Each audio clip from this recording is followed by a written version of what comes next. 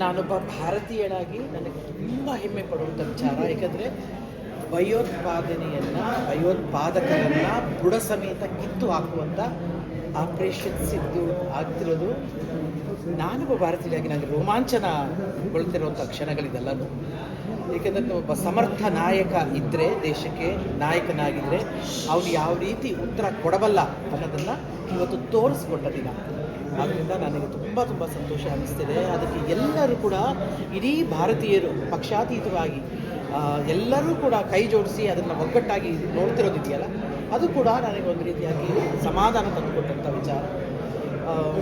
ಈ ರೀತಿಯಾಗಿ ದಿನಗಳು ನಾವು ಮೊದಲೇ ಎಕ್ಸ್ಪೆಕ್ಟ್ ಮಾಡ್ತಾ ಇದ್ವಿ.